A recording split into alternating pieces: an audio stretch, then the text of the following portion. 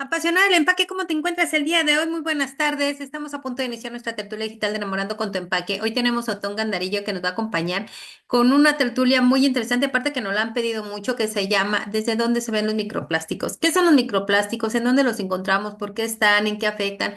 Todo lo relacionado a esto, no te lo pierdas, nos vemos en un ratito. Recuerda, soy tu amiga Lili Rivera y no olvides suscribirse a nuestro canal de YouTube de Enamorando con tu empaque, donde están todas las tertulias.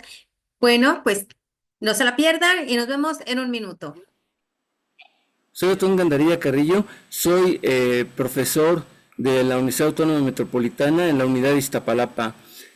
Hablando de mi formación, soy egresado de la carrera de Ingeniería Electrónica del área de telecomunicaciones y me especialicé precisamente en esa área haciendo una maestría era en ingeniería eléctrica, pero también fue en el área de telecomunicaciones, en comunicaciones vía satélite y en circuitos de radiofrecuencia y de microondas, ¿no?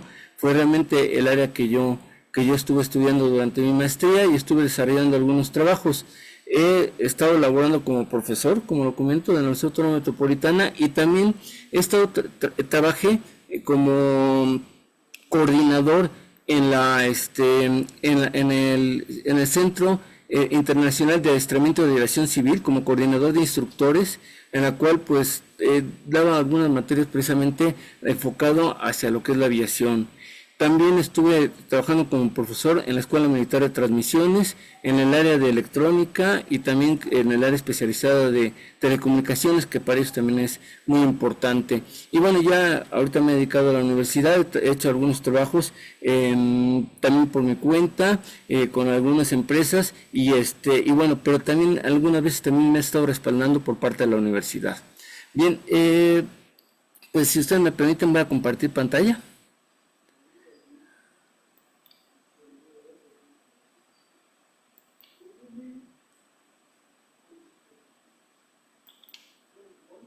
Ok, ya estoy compartiendo pantalla, ya estoy compartiendo pantalla, ¿vale? Sí, bueno, quisiera comentar, bueno, eh, el tema del día de hoy, ¿sí?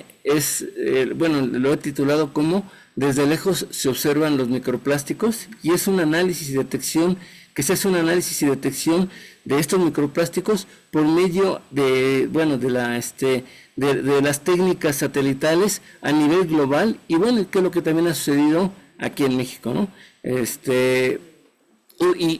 Pues con esto quisiera comentar que pues he seguido este camino de la información satelital que a mí me ha apasionado mucho, ¿no? Y creo ahora, por ejemplo, en este trabajo, cómo precisamente estos empaques que luego tenemos en diferentes productos, cómo han llegado a lugares, ¿no? Y siendo, bueno, y los elementos que contienen estos empaques han llegado a diferentes lugares tan lejos y cómo ha habido técnicas y cómo está trabajando con estas técnicas para poder observarlos y sobre todo para tomar decisiones, que es la parte importante, ¿no? Bueno, quisiera comentar aquí, quito la parte de la información de la presentación, dejo otra vez la imagen. Esta y algunas otras, pues son imágenes algo surrealistas, pero espero que sean hasta cierto punto del gusto, ¿no? Por la parte surrealista, pero sí luego mostrando algunas de las cosas que luego suceden, ¿no? Tenemos nosotros muchos desechos y no sabemos realmente qué hacer con esos desechos, ¿no? Y por eso es que ahora tenemos un problema muy, muy fuerte, ¿no? Pero bueno, vamos a continuar. ¿Okay? Aquí los microplásticos, ¿no?, representan una amenaza ambiental global, o sea, ya es en todo nuestro planeta, ¿sí? Y su detección y monitoreo, ¿sí?, es a gran escala, ha sido un reto. Ahorita realmente yo no puedo presentar un resultado, en especial no puedo presentar un resultado definitivo como una cuantificación como tal, pero se está trabajando mucho en eso. Es decir, hay mucha tecnología la cual se está abocando a ello. Y en México, para México es es un reto muy importante. Es decir, se hace falta que nos aboquemos más y claro, en específico al problema de los microplásticos, como lo vamos a ver ahorita, ¿no? Entonces, la teledetección, se habla de teledetección cuando decimos nosotros que queremos observar algo desde los satélites. Ahorita nosotros tenemos, por ejemplo, satélites aquí en México de telecomunicaciones, o sea, para servir a los servicios como los de telefonía celular, para servir a los servicios como los de la televisión y demás, ¿no? Diferentes servicios que de algún modo nosotros gozamos de ello, de alguna u otra forma siempre hemos gozado de ello, pero no tenemos en México satélites como tal, satélites geoestacionarios que sean para lo que es para la observación de la Tierra. Entonces nosotros nos basamos en imágenes que se obtienen de otros satélites de otros países y por medio de ello podemos trabajar, ¿no? Ahorita lo voy a comentar más adelante, ¿no? Existen dos grandes grupos que nos proporcionan estos satélites, estas imágenes de los satélites, y de esa forma hemos podido gozar de esa información, gozarlo en el sentido de que podemos trabajar un poco y podemos determinar y podemos tomar algunas decisiones, pero hace falta trabajar mucho en eso, ¿no? Entonces yo hago hincapié en eso, ¿sí? Y bueno, y aquí lo que pretendemos pues es hacer un análisis del impacto y las tecnologías usadas precisamente para resolver, ¿no? Okay. Ahora, ¿qué son los microplásticos? Okay. Son fragmentos de plásticos menores a 5 milímetros. ¿Sí? Estos microplásticos como tal pueden provenir de fuentes primarias, ¿sí? Como lo que le llaman microperlas en cosméticos, ¿sí? O también pueden venir de fuentes secundarias con fragmentación de plásticos más grandes, algunos envases, botellas, de hecho algunas botellas llegan a tener cierto de plástico, ¿verdad? Llegan a tener esa fragmentación, ¿no? Entonces eso es lo que luego de algún modo se arroja a las aguas y se desechan, y eso es toda la problemática que tenemos, ¿no? Por ahí va la problemática también que tenemos. Y estos microplásticos, claro está que impactan a la fauna marina, ¿sí? Y además pueden entrar en la cadena alimenticia, que ese es el grave problema, ¿no? Que ahora resulta que los peces se los comen, estos microplásticos, y luego después nosotros lo encontramos como tal en la comida. Entonces sí es un problema que sí ha resultado grave, ¿no? Que sí ya nos afecta de manera directa, ¿no? Porque a veces pensamos que están muy lejos, ¿no? Sí, pues están muy lejos, pero ya nos llegan a nuestro plato. Entonces sí es un problema a observar, ¿vale? ¿De acuerdo? Claro. Otra imagen, ¿no? Pero también es algo surrealista, ¿sí? Y como tal, ¿no? Están las fuentes primarias, las fuentes secundarias, ¿sí?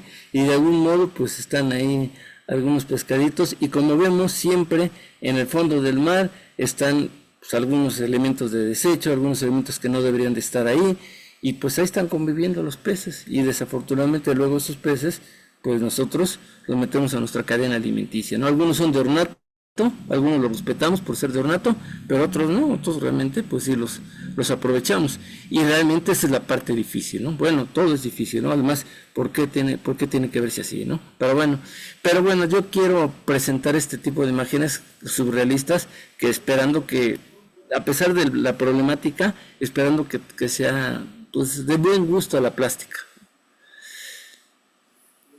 Y quiero mencionar, hace rato no lo mencioné por iniciar, quiero mencionar que las imágenes que voy a presentar así de este tipo son obtenidas con inteligencia artificial, ¿vale?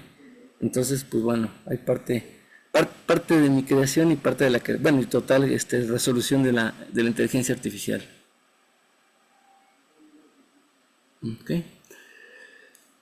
Hablando de los cosméticos que pueden producir microplásticos, ¿sí?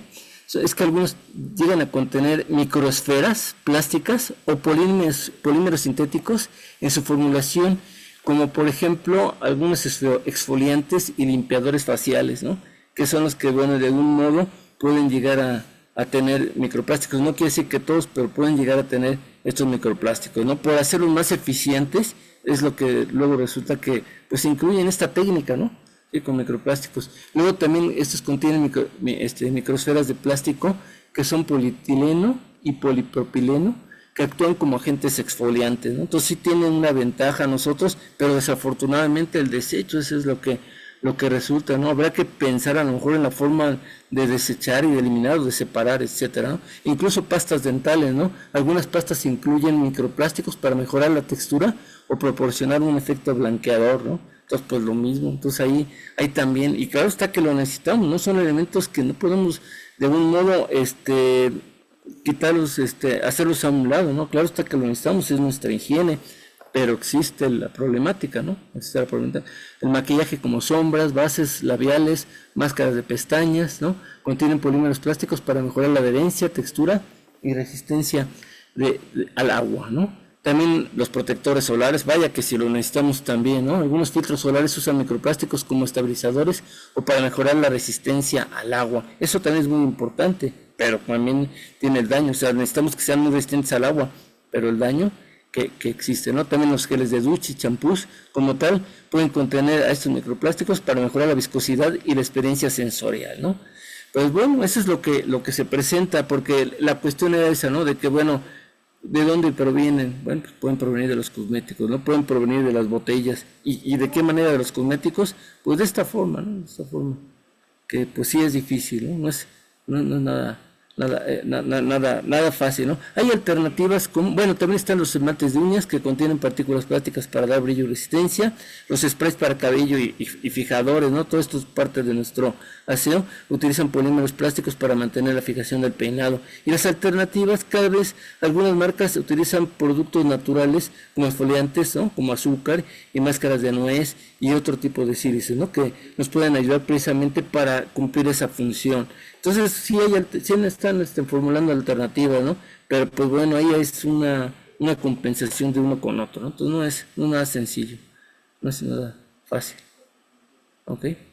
Quisiera yo ahora referirme en la ubicación, ¿no? Por eso el título, ¿no? Desde dónde estamos viendo estos microplásticos, desde muy lejos, ¿no? Desde los satélites, pero un poco dimensionar realmente, porque nosotros decimos, bueno, es que están los microplásticos no en la alberca, no en la laguna, sino están en los mares, y realmente luego a veces realmente no tenemos una idea de la inmensidad, ¿no? De la inmensidad de los mares. Entonces quisiera presentar, bueno, aquí una imagen, ¿no? De nuestro globo terráqueo, en especial de nuestra parte de la América Central, América del Norte y parte de América del Sur, ¿sí?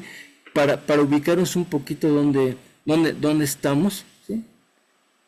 Y bueno, esto también una de las formas de obtener, y lo menciono, una de las formas de obtener este tipo de imágenes, como está en la esquina inferior derecha, es en Google Earth, ¿no? Que es una página donde nos provee de estas imágenes, ¿no? ¿Sí?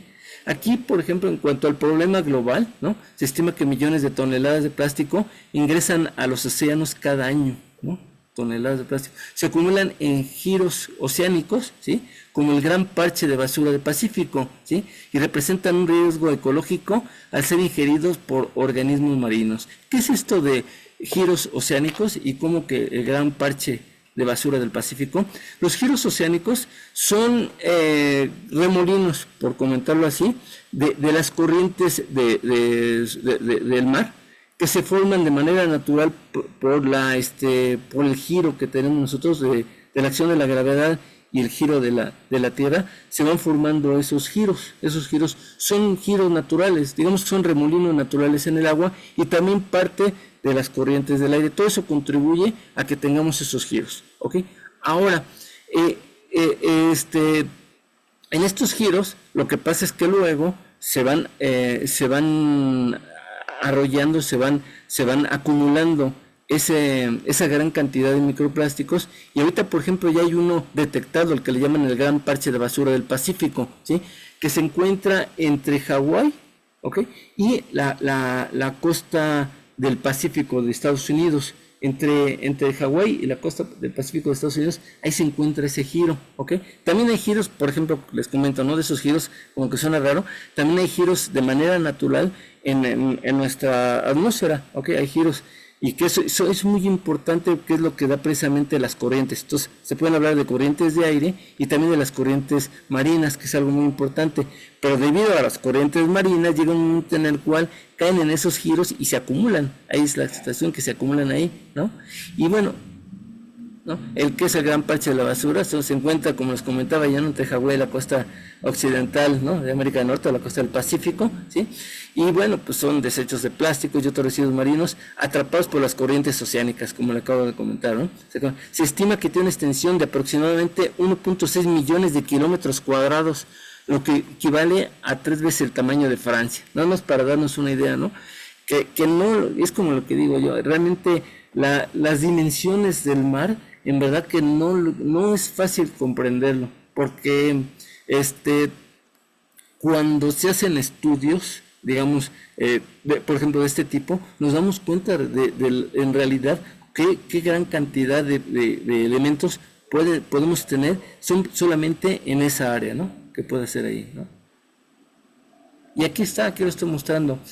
Si ven mi cursor, en esta parte de aquí, casi en la parte inferior izquierda, aquí se ve la isla de Hawái, ¿okay?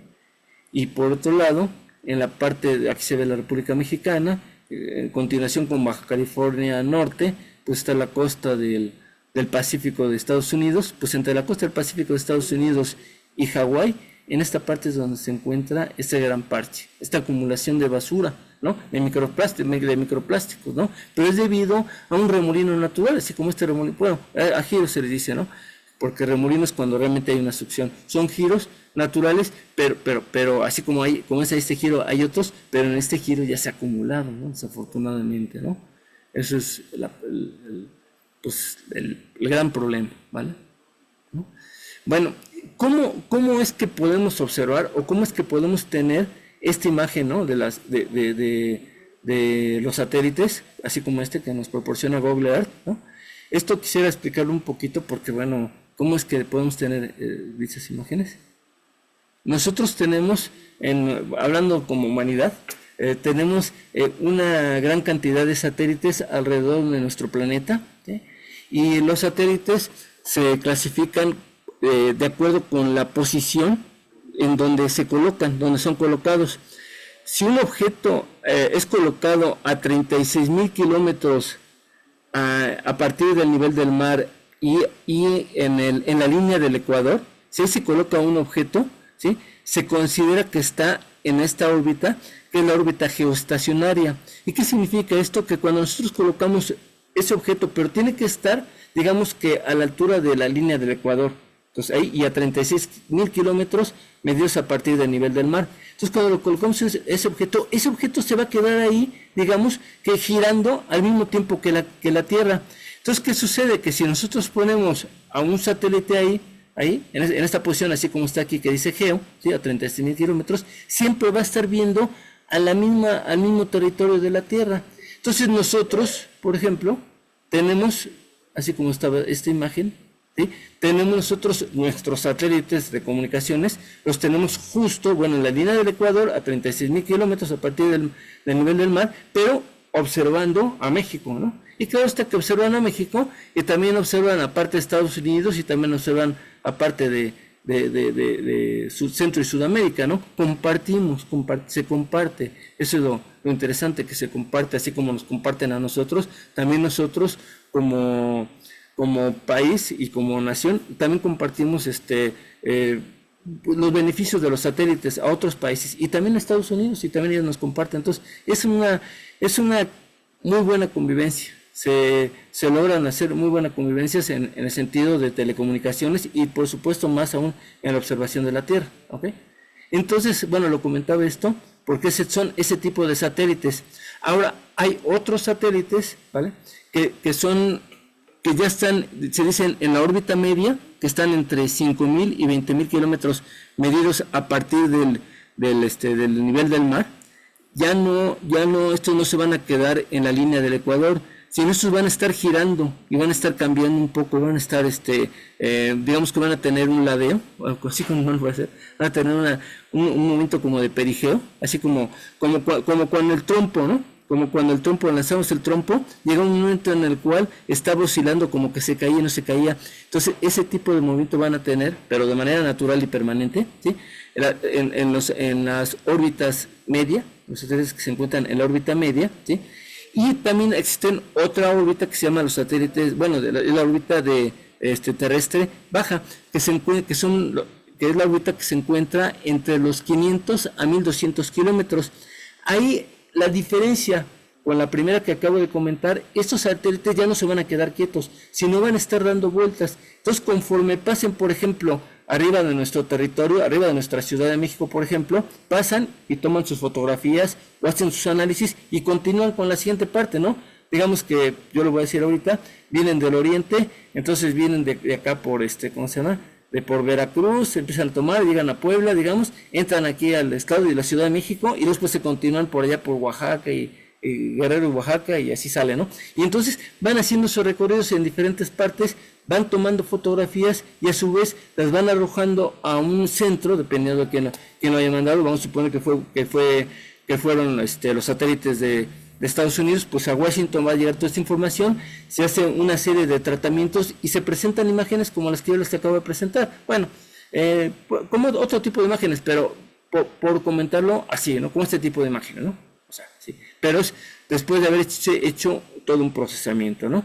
Y ya este tipo de satélites sí también es para telecomunicaciones. De hecho va a ser un plan, se está haciendo un plan muy grande para que también ocurra eso, y de hecho se está trabajando mucho, se está haciendo para que sean de telecomunicaciones, pero también para que haya observación de la Tierra, para que observen, por ejemplo, a nuestros bosques, porque luego también nuestros bosques corren muchos riesgos, como lo sabemos en las noticias, también para la observación de los, ¿cómo se llama?, de las fumarolas de los diferentes volcanes, como las fumarolas del Popocatépetl, ¿no?, que lo tenemos muy cerca, como ahora en Hawái, ¿no? Si vieron las noticias, que cada rato ya sucede, pero vieron las noticias de que estuvo aventando lava, pero qué barbaridad, ¿no?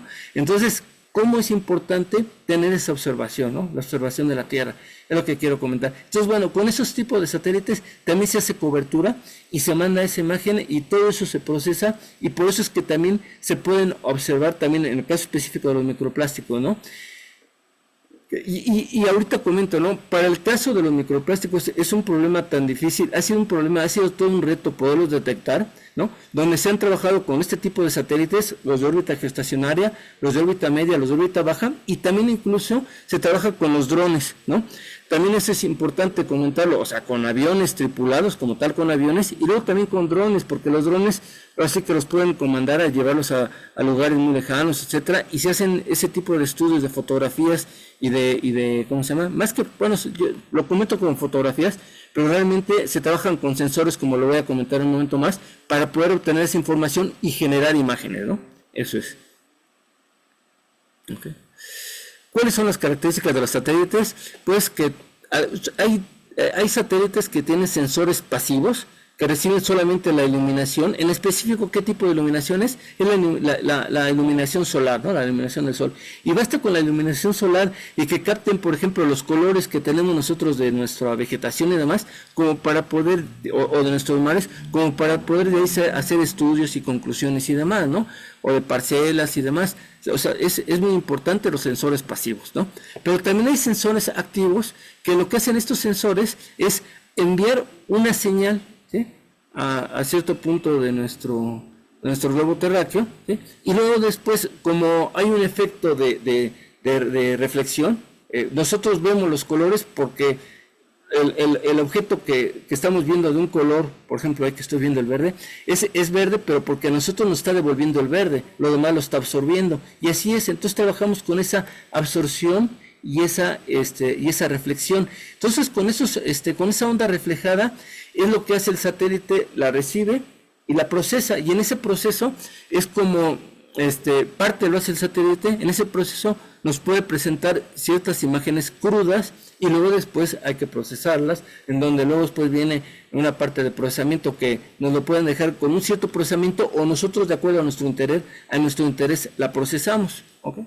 Pero bueno, ese es en sí el trabajo de los sensores activos, y ahí es muy vasta la cantidad de cosas que pueden hacer los sensores activos. La mayoría de sensores activos opera en la región de microondas, en el espectro electromagnético, lo que permite penetrar a la atmósfera baja la mayoría de las condiciones y se puede usar de día o de noche. Esa es la ventaja que tienen las microondas, porque resulta, por ejemplo, que luego se hacen estudios con los sensores pasivos que trabajan con la de la luz solar, y luego cuando queremos estar, digamos, en un estudio de un territorio, se aparecen las nubes y ya no se puede hacer nada, ¿no? Esa es la problemática, ¿no?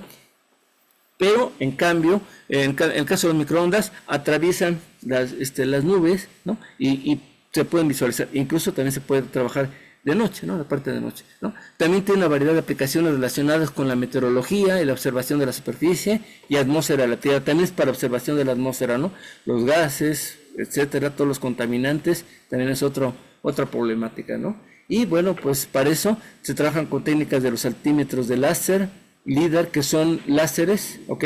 Que aparte de microondas, ¿no? También se trabajan con láser, con tecnología láser, los radares que trabajan con microondas los dispersómetros o sondas, ¿no? Que son de alguna forma diferentes técnicas que podemos tener. Y hablando un poquito de las misiones, se dice así misiones, a los satélites que están alrededor de nuestra Tierra, son los, por ejemplo, los del grupo hay dos grupos importantes, los de la NASA, ¿ok? Y los grupos ¿cómo se llama? De la Unión Europea, ¿no? Que se le llama Copernicus, al grupo que tiene satélites se llama Copernicus. Entonces están los de la NASA y los de Copernicus. Y claro está que están otros muy importantes como los de China, como los de la India y como los de Japón y demás que están trabajando de manera independiente. Pero estas dos en específico, en estas dos agrupaciones han hecho un trabajo enorme, ¿sí? Y la idea es pues darnos facilidad a todo, ¿no? Y tenerlo para darnos una facilidad a todos, ¿ok?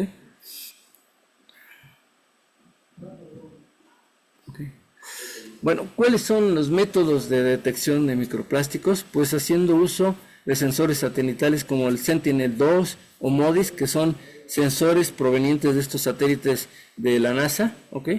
También uso de drones con cámaras hiperespectrales. Esto de hiperespectrales se refiere a que es, digamos, por comentarlo así, una cámara fotográfica, pero la cuestión de estas cámaras fotográficas es que pueden recibir, por acá hasta que envían una señal que contiene varias frecuencias y luego después recibe de cómo responde, digamos que ese territorio a diferentes frecuencias, y de la manera de cómo responde ese territorio a diferentes frecuencias es como se hace el estudio hiperespectral para poder determinar, digamos, qué tipo de territorio es, digamos que si es arcilloso, si es calcinoso, o qué tipo de bosque tenemos, si es un bosque sano, si es un bosque enfermo, si es un bosque ¿cómo se llama? Con ya aptitudes como para hacer, bueno, aptitudes en una mala forma de poder, ¿cómo se llama? Concebir un incendio, etcétera, ¿no? Porque todo eso se ve de acuerdo a qué tan seco esté, ¿no?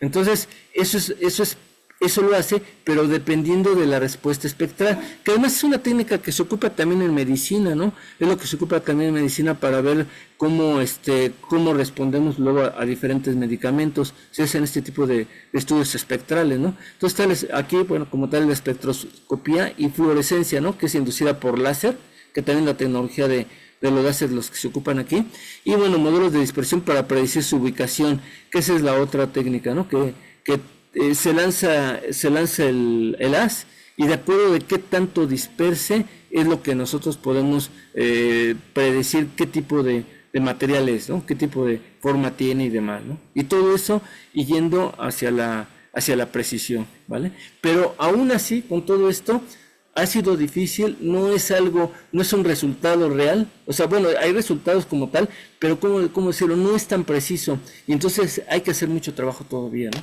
Hay que hacer todavía mucho trabajo para realmente determinar qué cantidad de microplásticos es lo que tenemos en nuestros océanos y también en nuestros territorios, ¿no? Nuestro territorio. Okay. Bueno, aquí, ¿no? Pues a partir de aquí surgen modelos de detección. Una parte de la ingeniería muy importante que es modelar, todo modelo, ¿no? Es como en las fotografías, ¿no? A mí me decía, ¿cómo se llama? Bueno, lo comento, lo que pasa es que mi padre fue fotógrafo y también me decía un amigo de él, es que decía, yo cuando tomo una fotografía, nunca tomo una fotografía sin un modelo, ¿no? Entonces, el significado de esto no es que realmente buscara como tal a tener modelos, sino decía, bueno, es que yo necesito, por ejemplo, siempre que esté una persona, y en base, cuando tomo una fotografía con una persona, ya puedo decir el interés de lo que estoy tomando en relación a la persona o a la humanidad, cómo es. Y entonces, en ingeniería nosotros tomamos el modelo como la abstracción de una problemática para poderla resolver, ¿no? Entonces, eso es lo que se ha dedicado a sacar modelos para poder resolver eso, es lo que es de lo que ha servido. Y bueno, en ese caso, por ejemplo, pues ha surgido que tanto hay presencia de estos microplásticos, tanto en el Atlántico, en el Pacífico, ¿no? Y eso es, pues lo que revelan es que ha habido una alta concentración, ¿no? Y como lo que comentaba hace un momento, ¿no? En los océanos y además también en los ríos, ¿no? Que eso es terrible, ¿no? Que nosotros, a ver, sí los vemos contaminados, pero pues bueno, yo creo que a veces que sentimos que porque vienen del campo, a lo mejor no lo están, pero ya a veces ya los hemos contaminado, ¿no? Pues también en estudios recientes se han identificado microplásticos en el Golfo de México, en el Mar de Cortés, ¿no? También, pues de aquí se requiere mayor inversión en la teledetección, ¿no? Comento nuevamente, cuando hablo de teledetección es como le llaman en España, teledetección, que también a mí sí me gusta mucho la palabra, porque la otra es percepción remota, que es como decimos, bueno, se dice en Estados Unidos y también adoptamos nosotros como percepción remota, pero es lo mismo, es el trabajo de la visualización por medio de satélites, ¿no? Y lo que es cierto es que falta tecnología avanzada para mejorar para mejorar la precisión de la detección, ¿no? Lo que comentaba hace un momento, ¿no? Y pues bueno, en eso hay que trabajar mucho.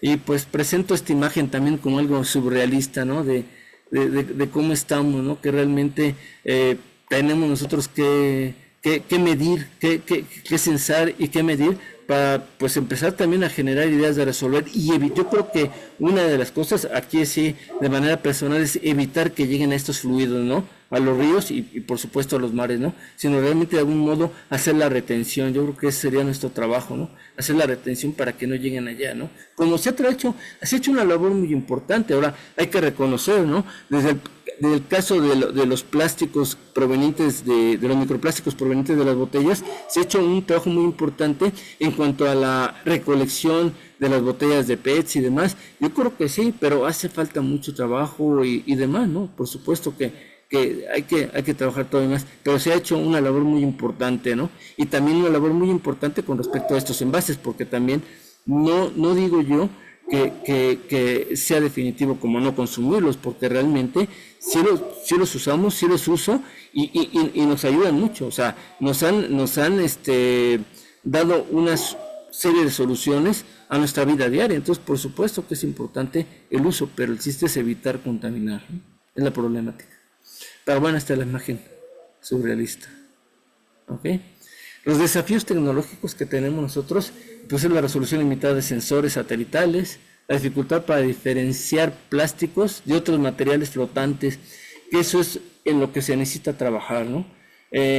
Sabemos que en principio en los mares está ¿cómo se llama? El plancton, ¿no? Que es parte del alimento. Y imagínense ahora, ¿no? Ahora está el plancton, pero ahora está ahí encima de los microplásticos y entonces esa es la detección luego difícil, ¿no? Dónde realmente es uno, dónde realmente es el otro.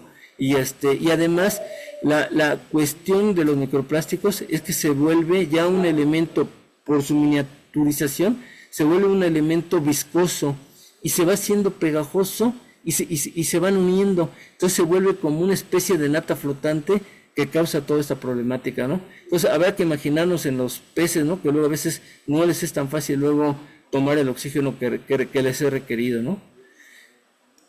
En fin, bueno, hay un alto costo de tecnologías avanzadas de detección y la necesidad de colaborar entre universidades y gobiernos. Esa es la parte también importante, ¿no? Para realmente pues visualizar y tener ¿cómo se llama?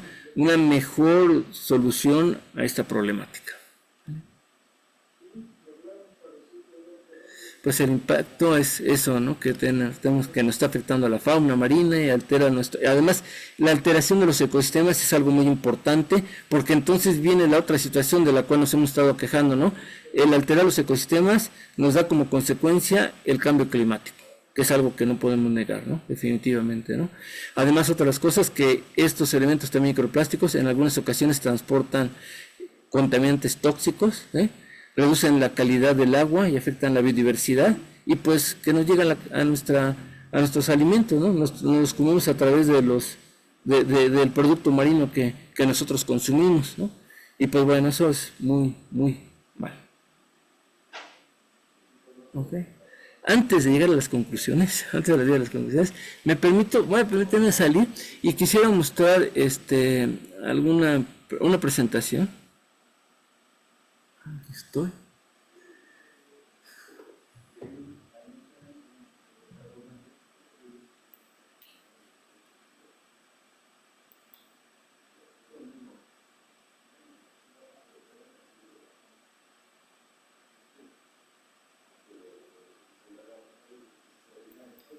Hablando de los plásticos y de la botella, por otro lado, pues como comento, ¿no? Y bueno, también se hacen estudios que definitivamente tampoco todo se puede de algún modo llevar hacia que la botella de plástico es la que realmente es el origen de la problemática, ¿no? Ya he comentado que hay otros orígenes, pero pues sí, por ejemplo, ver que también es importante cómo ¿cómo se llama? Se ha trabajado, es una industria muy importante, ¿no?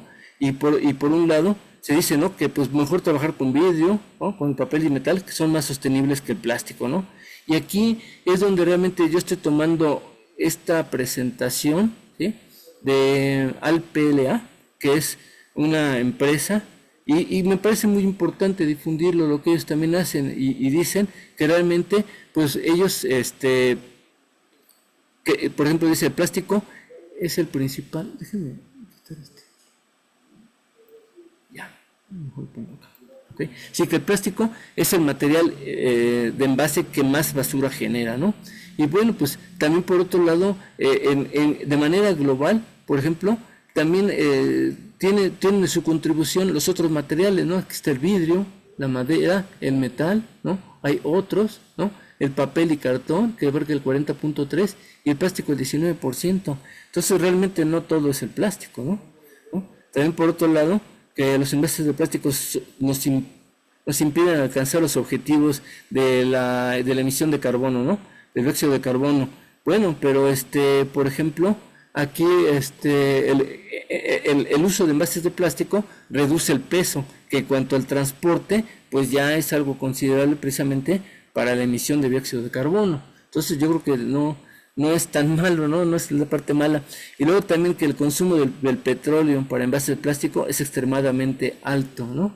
Bueno, pues aquí, por ejemplo, se hace un estudio en el cual, por ejemplo, dice que el 36% lo lleva el envase, ¿sí? El 64% la construcción, ¿no? El sector automotriz, automovilístico y otros se llevan el 64%, y los plásticos en sí mismos del consumo del petróleo para su elaboración lo llevan el 6%. Entonces, pues realmente no es tanto, ya de manera global, ¿no? Y bueno, y para el medio ambiente sería mejor sustituir el plástico. Pues ahí, como comentan aquí, ¿no?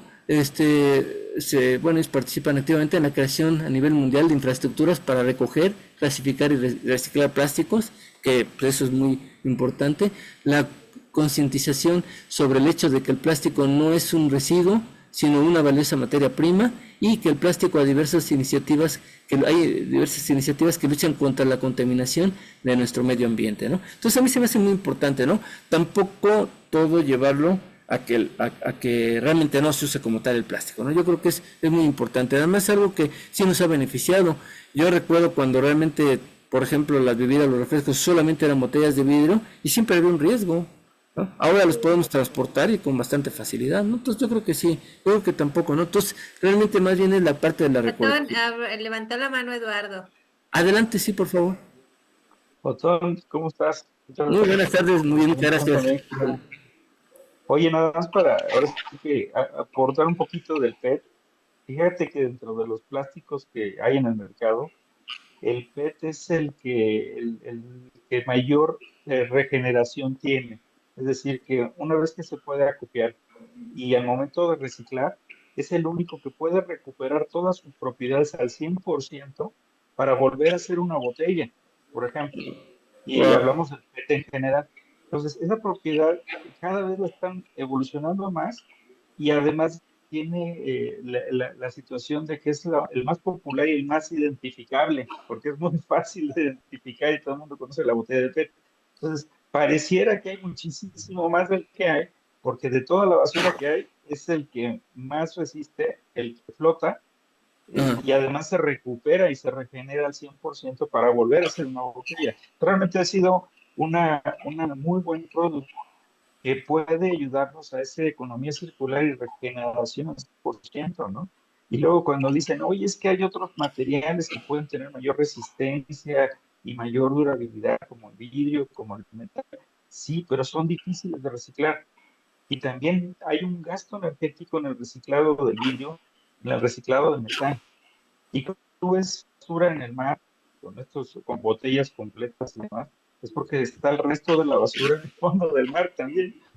Y es más Sí. fácil recuperar algo que flota a algo que se hunde, ¿no? Entonces, cuando hablamos de los cambios de los ecosistemas en el fondo del mar, pues preferible que floten la basura, si de todas maneras lo que está pasando es que estamos tirando la basura al mar, es más fácil acopiarla desde el punto de vista de que flota a que está teniendo que sumergirse, ¿no? Entonces, pues ahora sí que quería ahí aportarte la parte del PET que se me hace a mí que puede ser uno de los que mayor auge va a tener de aquí en adelante como material regenerativo.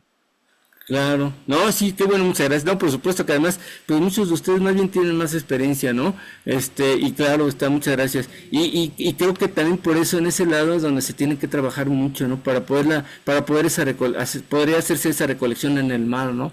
Pero en verdad que sí, no, yo te tomaba muy a la ligera en el sentido de que creía yo que sí se tenían imágenes precisas y que se puede hacer de manera inmediata, pero no, sí hay que trabajar mucho en cuanto a la forma de poder obtener esas imágenes satelitales.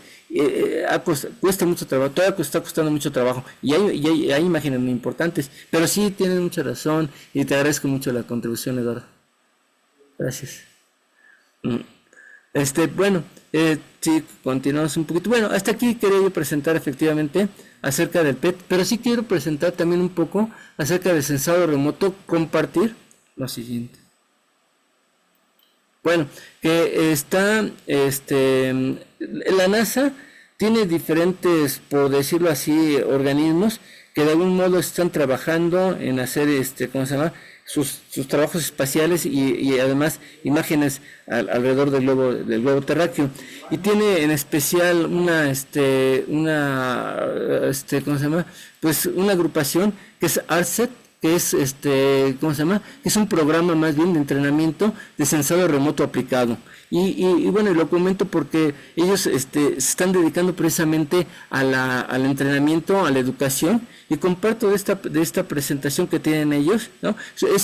Bueno, y lo comento así: la NASA permite mostrar y que pueda uno compartir su información, siempre y cuando yo, como digo, aquí que es de la NASA, o sea, si le doy el crédito que es de la NASA, está perfecto, ¿no? Entonces por eso lo hago con toda libertad, y lo mismo lo hice hace un momento con la presentación de ALPLA, ¿sí? Y bueno, un poco de ¿cómo se llama? De cómo se estructuran, ¿no?, los satélites, ¿no? Hay satélites y sensores de diferentes tipos y con diferentes resoluciones. Todo eso es lo que lleva luego a tener una gran cantidad de información. Luego también hay niveles de procesamiento de datos satelitales, proyecciones y sistemas de coordenadas, que esa es una parte muy importante de los sistemas de coordenadas, ¿no? Como lo voy a ver un momento más, pero no es tan fácil luego entender nuestro planeta Tierra. Lo voy a mostrar un momento más, ¿no? Y bueno, y de ahí son las bases de lo que es la teledetección, como lo he comentado, que de alguna forma la teledetección pues es el obtener las imágenes o censar desde un punto muy lejano, censar, como medirle la temperatura al niño a ver si tiene fiebre, ¿sí? Igual, pero desde lejos, el chiste es que sea desde lejos, a ver si tenemos fiebre o si estamos demasiado congelados, pero todo desde lejos. Ese es el sensado remoto o teledetección, ¿no? Como lo había comentado, mucho se ocupa la energía solar, y aquí es donde viene, por ejemplo, que se ocupa, por ejemplo, la luz del sol, bueno, la luz en general, la luz, ¿no? Aquí están los colores del arco iris, pues, pero existen otras frecuencias, las cuales también podemos utilizar y aprovecharlas para censar y para medir, ¿no? Bueno, y aquí se muestra para las diferentes aplicaciones, ¿no? Como los radios de control, los radios en general, ¿no? La radio de AM y FM, o ¿cómo se llama? O microondas y demás, ¿no? Y aquí de lo que estaba hablando hace un momento de las cámaras hiperespectrales, lo que hacen al final de cuentas es darnos, ya sea con luz solar o con estos sensores activos, nos dan firmas como de este tipo, donde nos presentan cómo responden a diferentes longitudes de onda, y dependiendo de eso, podemos tomar decisiones. Es que entonces se trata, ¿sí?, de, por ejemplo, de nieve y hielo, ¿sí?, se trata de nubes, o se trata de un suelo seco, o de un suelo mojado, ¿ok?, o de agua en movimiento, ¿okay?, o de agua clara, o de agua túrbida, ¿no?, más bien agua revuelta, ¿no?, con otros elementos, a lo mejor con arena, ¿no?, etcétera, ¿no? Entonces, de esa manera se puede obtener la información a través de las firmas, se le llaman así, eso que estoy presentando aquí se llaman firmas espectrales, porque es una reflectancia, ¿no? Y trabaja de este modo. Aquí, por ejemplo, se está mostrando cómo sería, por ejemplo, para la epidermis, ¿no? Pero, o sea, para la piel. Pero lo mismo sucede. Parte de las ondas atraviesan diferentes capas, pero parte de las ondas se reflejan, y eso es lo que sucede. Y eso es lo que se hace precisamente en la teledetección, y se van obteniendo imágenes como estas, ¿no? ¿Vale? Y de ese modo se están obteniendo algunos trabajos. Aquí muestro, por ejemplo, un ejemplo, ¿no?, de un satélite de Landsat 9, ¿vale? Y que tiene sus elementos, para poder trabajar, estar trabajando en la órbita, tiene sus paneles solares donde reciben su energía, la transforman en energía eléctrica para que puedan estar funcionando, y luego pues tienen su sección del sensor, y tienen también sus motores de estar, porque luego tienen que estar ubicando, tienen que estar siempre corrigiendo, ¿no? Yo dije hace un momento que se alejaba un objeto a 36,000 kilómetros a partir de la línea del Ecuador, y el objeto se quedaba quieto. Bueno, quieto entre comillas, en teoría sí, o sea, la teoría gravitacional dice que sí, pero resulta que hay otros agentes. Resulta que cuando se pone el satélite, resulta que está la luna y lo atrae. Resulta que el sol también lo atrae, o sea, los objetos, los cuerpos grandes atraen.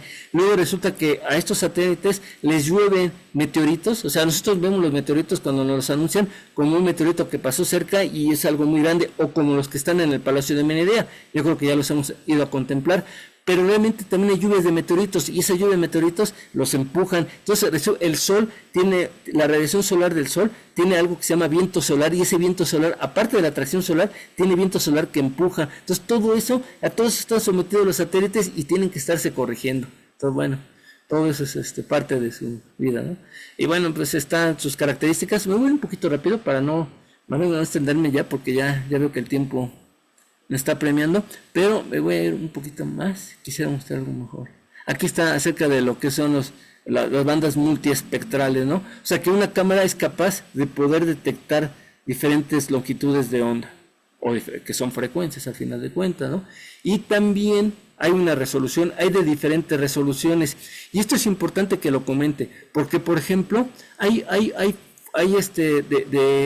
de resolución de 1 metro de diferencia, como se ve, está muy definido, de 10 metros menos definido, y de 30 metros donde se ve muy poco definido.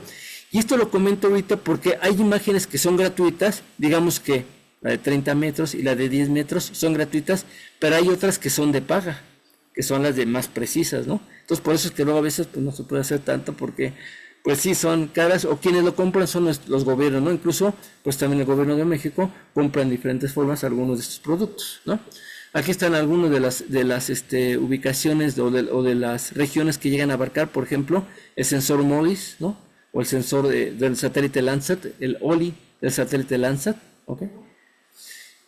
Y aquí está qué es lo que hacen, por ejemplo, los satélites de órbita baja. Van circulando alrededor de la Tierra, o sea, vamos que dan en un día, pasan por ejemplo alrededor de 12 veces en un día alrededor de la Tierra, pero no lo hacen sobre el mismo lugar, sino lo van haciendo sobre diferentes lugares, y van haciendo trazos como estos. Y entonces, hasta que no completan, digamos que todo el trazo, digamos que cubren todo el territorio, ya podemos tener una imagen confiable. Entonces, cuando digamos que pasen por aquí alrededor de unas 12 vueltas, alrededor de nuestra República Mexicana, 12 vueltas, ya van a cubrir todo el territorio nacional, y entonces ya se completa una imagen, ya se vuelve un producto, y así sucesivamente, ¿no? Y bueno, pues aquí está también otro tipo de resolución, que es la resolución radiométrica. Esto es lo que quiero comentar, ¿no? En la parte de de la de la geomática, existe ya lo que es la ingeniería geomática, ¿sí? Se le define a nuestro planeta Tierra que la forma que tiene es de un geoide. Nosotros nos decían en la primaria que es como se llama, es una esfera achatada por los polos y que gira alrededor del Sol. Pues nada de que es una esfera, de esfera no tiene nada. Sí está achatada por la parte de los polos, pero también está achatada y abullada por otras partes. O sea, aparte de que tenemos los relieves de nuestras sierras y de nuestras montañas y de nuestro Everest y todo lo demás, también tiene sus deformaciones y como tal se le llama geoide. Y ese geoide como tal pues no tiene algo parecido. Entonces se le pone algo parecido como una elipsoide. O sea, eso sí, una elipsoide se parece un poco, pero en algunas partes se aleja mucho y en otras partes está por debajo, digamos que de la Tierra. Entonces hay que hacer correcciones a esa elipsoide y luego por eso es que luego hay diferentes tipos de coordenadas con las cuales se trabajan y aquí es lo que se llaman datos o los tipos de coordenadas que son este tipo de acá, ¿no? Que bien sabemos que nosotros nos ubicamos con latitud y longitud, pero hay diferentes tipos de coordenadas y que aún y actualmente se trabajan con ellas, ¿no? Eso es lo más conocido, ¿no? Los temas de coordenadas de referencia con latitudes y longitudes, pero ¿qué sucede? La problemática es qué sucede cuando estamos nosotros en ciertas partes como cerca de los polos, luego no se ajusta ese tipo de coordenadas, o cuando estamos en la línea del Ecuador, luego no se ajusta. Entonces, dependiendo de eso, es el sistema de coordenadas geográficos que más nos puede interesar según la región, ¿ok? Aquí en nuestro caso, bueno, ahorita ya se ha adoptado mucho el WGS 84 por la cuestión satelital, pero cada quien tiene su sistema de coordenadas y en especial entre pues, las coordenadas, el sistema de coordenadas entre México y Estados Unidos son las que más, con las que más convivimos nosotros, ¿no? Y aquí, bueno, es cómo se hacen los sistemas de coordenadas, porque la problemática está de que tenemos nosotros, que es, bueno, si suponemos que es una esfera, ¿ok?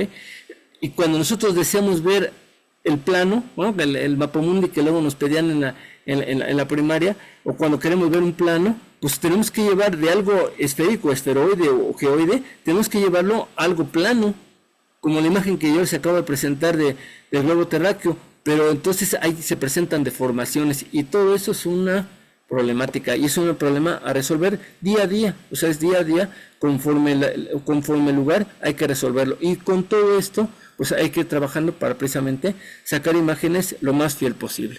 Bueno, me voy a permitir de aquí saltarme a irme a ver la parte de las imágenes.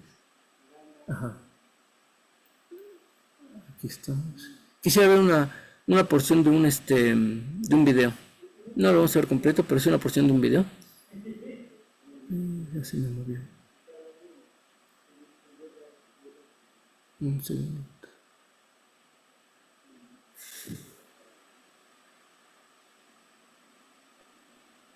Oye, mientras lo encuentras, Con todo gusto. dicen, de un comentario, dicen que la historia es de quien la cuenta, ¿no? Y muchos han dicho que precisamente la vemos redondita y bonita en la Tierra porque esa es la imagen que le conviene al que la tomó, ¿no? Y generalmente es donde se ve más grande Estados Unidos, se ve más grande Europa de lo que es, o sea, realmente es Europa chiquita, ¿eh? Y realmente Estados Unidos es grande, pero en el ángulo que se toma parece enorme, ¿no? Entonces hay mucho marketing también en eso, pero la verdad es que sí, ahora sí que es importante la parte de las tomas satelitales para identificar qué está pasando con esas corrientes marinas que comentaba Otón, ¿no? Porque es la única manera de darnos cuenta qué tan contaminados están nuestros mares, ¿no? Entonces, la gran diferencia, lejos de que ahorita sea algo catastrófico, más bien es para encontrar oportunidades, porque al momento de que reconoces ya corrientes marinas y concentraciones, pues ya puedes abocar a ciertos científicos a hacer algo para solucionarlo, ¿no? Pero si no lo conoces, pues no va a ser un problema que efectivamente se está gestando, ¿no?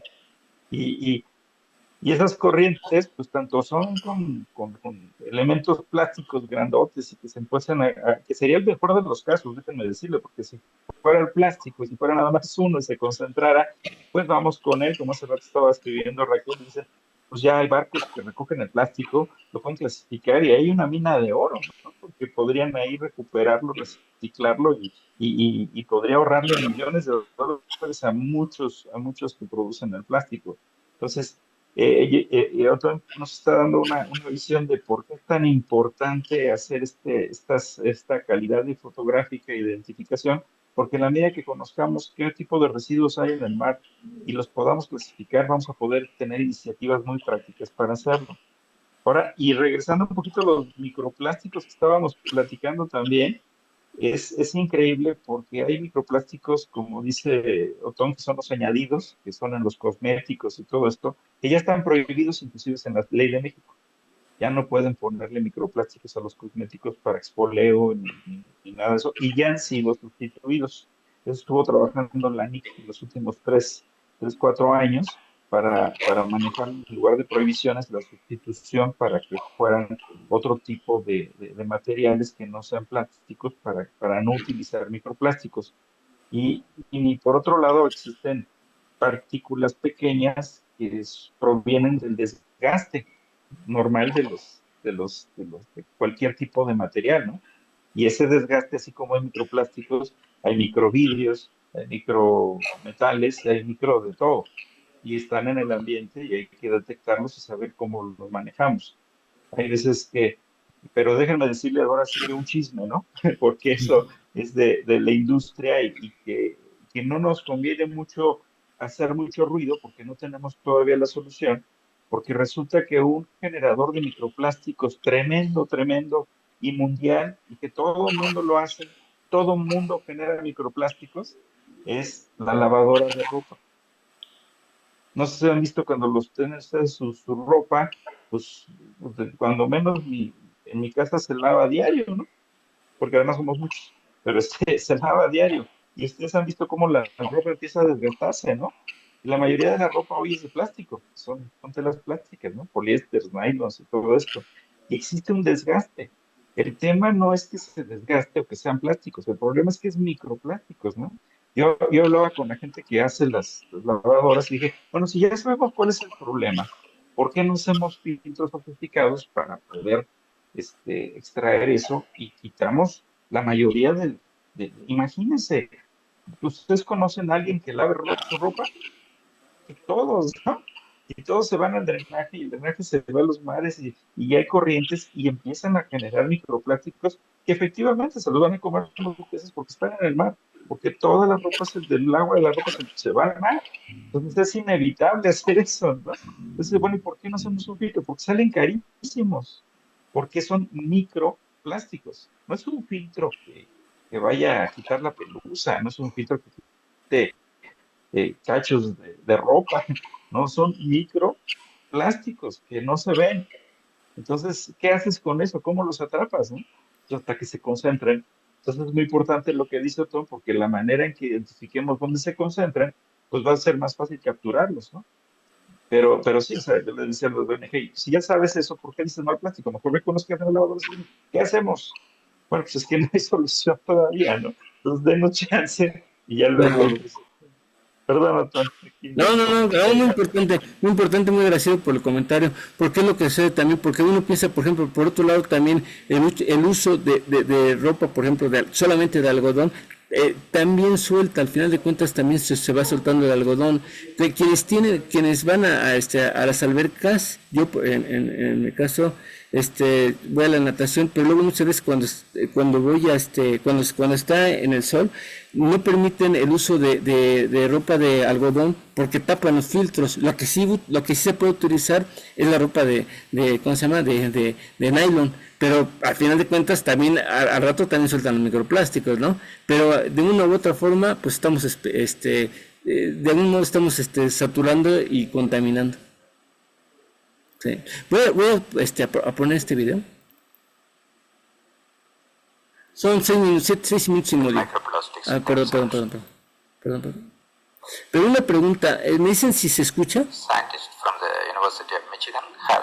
¿Sí se escucha? ¿Sí? Ok, entonces continúo. Bueno, está en inglés, tiene aquí su traducción. Entonces, pues quisiera yo que la siguieran y por favor, que la vean. Bueno, antes. Una grandota. Y ahí ya me quitan. Oh, sí. Scientists from the University of Michigan have developed an innovative way to use NASA satellite data to track the movement of tiny pieces of plastic in the ocean. Microplastics form when plastic trash in the ocean breaks down from the sun's rays and the motion of ocean waves. These small flecks of plastic are harmful to marine organisms and ecosystems. Microplastics can be carried hundreds or thousands of miles away from the source by ocean currents, making it difficult to track and remove them. Currently, the main source of information about the location of microplastics comes from fisher boat trawlers that use nets to catch plankton and unintentionally microplastics. An estimated 8 million tons of plastic trash enters the ocean each year, and most of it is battered by sun and waves into microplastics. Now, University of Michigan researchers have developed a new way to spot ocean microplastics across the globe and track them over time, providing a day-by-day timeline of where they enter the water, how they move, and where they tend to collect. The approach relies on the Cyclone Global Navigation Satellite System (CYGNSS) and can give a global view or zoom in on small areas for a high-resolution picture of microplastic releases from a single location. The technique is a major improvement over current tracking methods, which rely mainly on spotty reports from plankton trawlers that net microplastics along with their catch. The team found that global microplastic concentrations tend to vary by season, peaking in the North Atlantic and Pacific during the Northern Hemisphere summer months. June and July, for example, are the peak months for the Great Pacific Garbage Patch, a convergence zone in the North Pacific Ocean where microplastic collect in massive quantities. Concentrations in the Southern Hemisphere reach their peak during its summer months of January and February. Concentrations tend to be lower during the winter months, likely due to a combination of stronger currents that break up microplastic blooms and increased vertical mixing that drives them further beneath the water surface. The data also showed several brief spikes in microplastic concentration at the mouth of the Yangtze River, long suspected to be a chief source. The researchers produced visualizations that show microplastic concentrations around the globe. Often the areas of accumulation are due to prevailing local water currents and convergence zones, with the Great Pacific Garbage Patch being the most extreme example. The information could help organizations that clean up microplastics deploy ships and other resources more efficiently. The researchers are already in talks with the Dutch cleanup organization, the Ocean Cleanup, on working together to validate the team's initial findings. Single point release data may also be useful to United Nations agency UNESCO, which has sponsored a task force to find new ways to track the release of microplastics into the world's waters.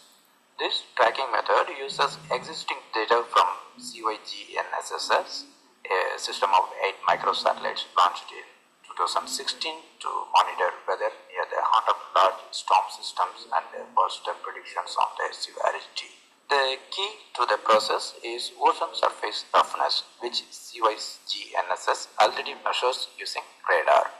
The measurements have mainly been used to calculate wind speed near the eyes of hurricanes, but the researcher wondered whether they might have other uses as well. The researcher says that they had been taking these radar measurements of surface roughness and using them to measure wind speed, and they knew that the presence of stuff in the water alters its responsiveness to the environment.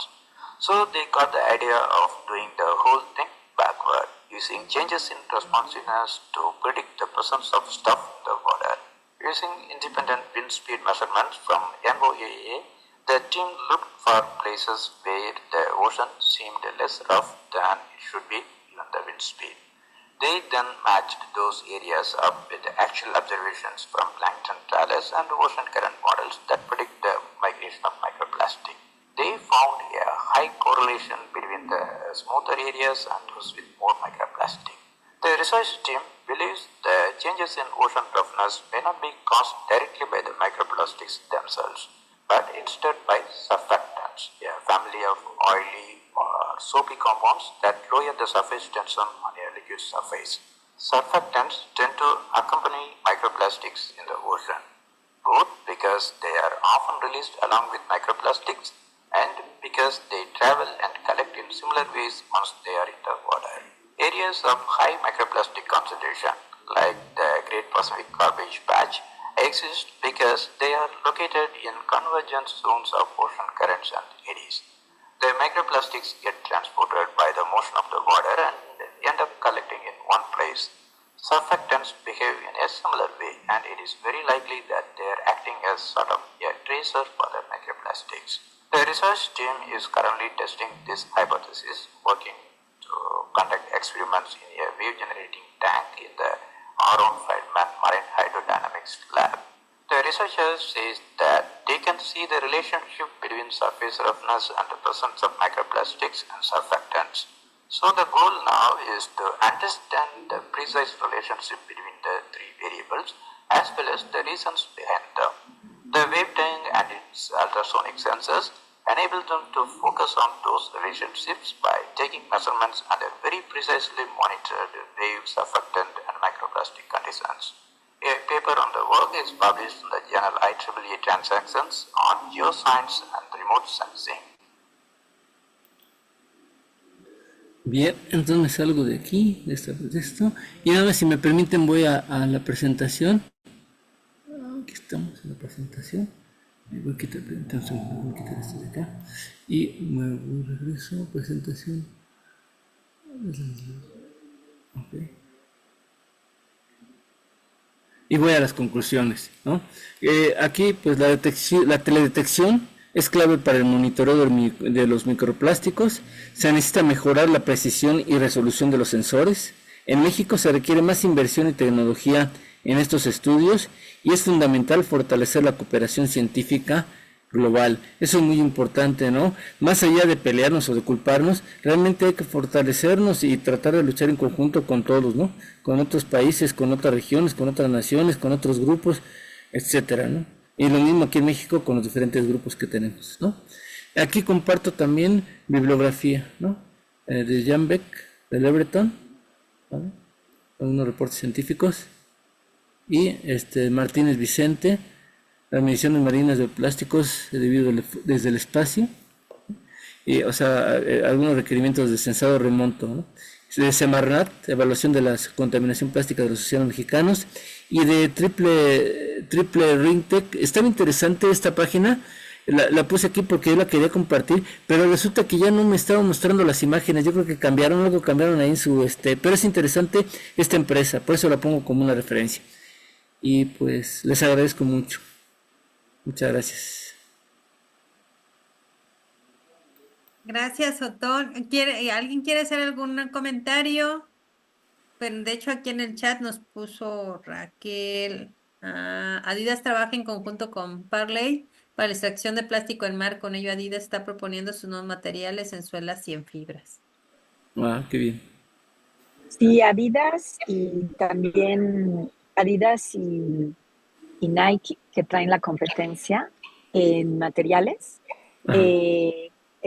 son las que están trabajando, pero Adidas trabaja con Parley y Nike trabaja con Four Oceans, que es una organización internacional de buceadores,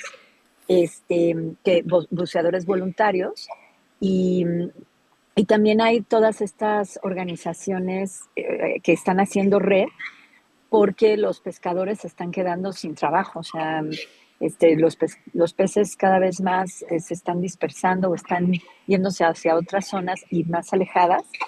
Y entonces estas organizaciones están contratando los servicios de los barcos pesqueros para que apoyen a los buceadores o a justamente la limpieza de los océanos. Qué interesante, qué bien. Qué bueno que hay acciones. Gracias. Sí, también hay un comercial de Procter & Gamble que también dice, este producto es Ocean Plastic. Está hecho de plástico del océano. O sea, ya es la reciclada.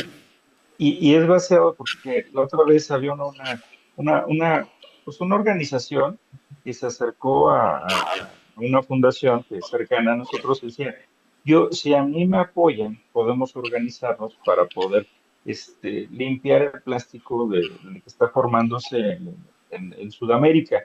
Pues está acumulando grandemente esa parte de plástico en Sudamérica. Y vaciado porque una fundación que tiene fondos precisamente para acciones a favor de la recuperación y del cambio climático, favorecer el no cambio climático, dice, no, no lo podemos hacer. Y yo, ¿pero por qué? Dice, es que si tú apoyas a alguien que recupere ese plástico, pues difícilmente va a querer perder su chamba, ¿no?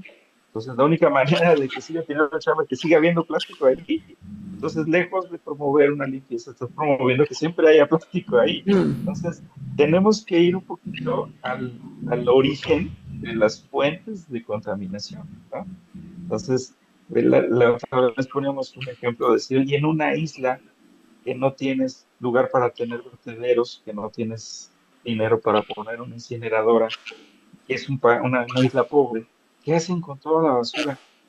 Pues lo más simple es tirarlo a una corriente cercana y se la lleva a quién sabe dónde, ya no es problema de ellos, es problema de alguien más, ¿no?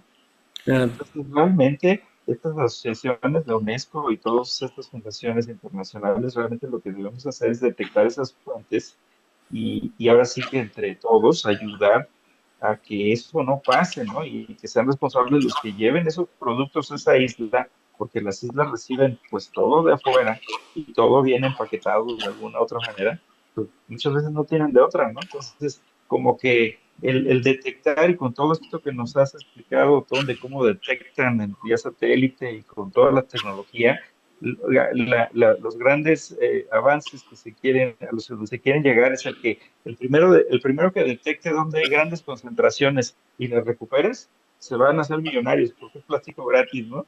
Y segundo, si podemos con todo esto identificar en dónde se están generando esas fuentes de contaminación, podemos no combatirlas en el sentido de penalizarlas, sino si son islas pobres, ver cuál es la solución que tenemos que tener los responsables que estamos enviando productos allá para que eso no pase.